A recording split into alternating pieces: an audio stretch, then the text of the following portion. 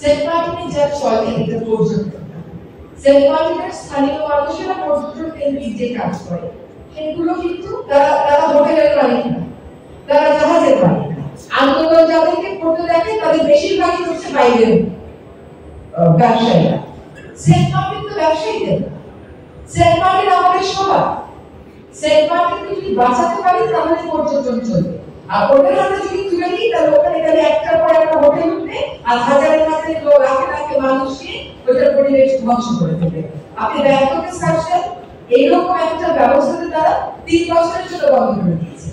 আপনি মালয়েশিয়াতে যাবেন, নদীর যাবেন, যে আপনাকে জাহাজ করে নিয়ে যাবে, ওই দ্বীপে নামবে, 2 ঘন্টা পরে আবার জাহাজে তুলে ফেরত নিয়ে আসবে। সেন্ট মার্টিন কি এত বিতর্কিত কথাবার্তা তো প্রয়োজন নেই। সেন্ট মার্টিন নাকি বন্ধ, একদম বন্ধ না।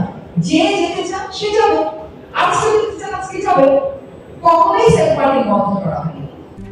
RICL TMX, যুগের পর যুগ স্থাপনা থাকে মজবুত। পর্যটনটাকে নিয়ন্ত্রণ করা হয়েছে, পর্যটন সংখ্যাকে নিয়ন্ত্রণ করা হয়েছে। এটা তো একটা গ্লোবাল প্র্যাকটিস, নতুন করে বাংলাদেশে এই জিনিস আবিষ্কৃত হয়নি। আর সেন্ট মার্টিনে রাত্রি যখন পড়াই যায় না, এই কথা, এই সিদ্ধান্ত কিন্তু 2016 সাল থেকে হয়ে আসছে, কেউ বাস্তবায়ন করে। আমরা বাস্তবায়নের উদ্যোগটা নিয়েছি। কয়েকজন জাহাজ ব্যবসায়ী আর হোটেল ব্যবসায়ীর হাতে আমাদের সকলের সেন্ট মার্টিনকে আমরা তুলে দিব। আমরা তাহলে সেন্ট মার্টিন কি করবো? আমরা কি নিয়ন্ত্রিত পর্যটন করবো? এবং সেন্ট মার্টিন সকলের জন্য। আপনি যখন যেতে চান আপনি তখনই যান, কিন্তু বর্ষাকালে যাওয়ার উপায় নেই, উত্তর সমুদ্র বলে কেউই যায়। এই সমস্ত অপপ্রচার রাজনৈতিক উদ্দেশ্য হয়, এটা আপনারাও জানেন, আমরাও জানি।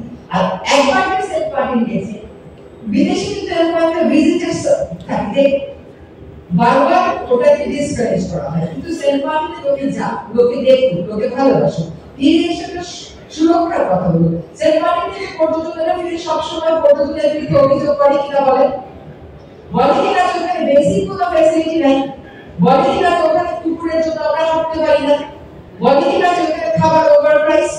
এগুলো তো বলে।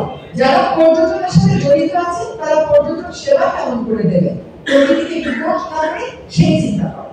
আর পর্যটন নিয়ন্ত্রণ আর পরিবেশ রক্ষার কাজটা সরকার যেভাবে বলছে সেভাবেই করতে হবে। এটাই হচ্ছে সরকারের প্ল্যান।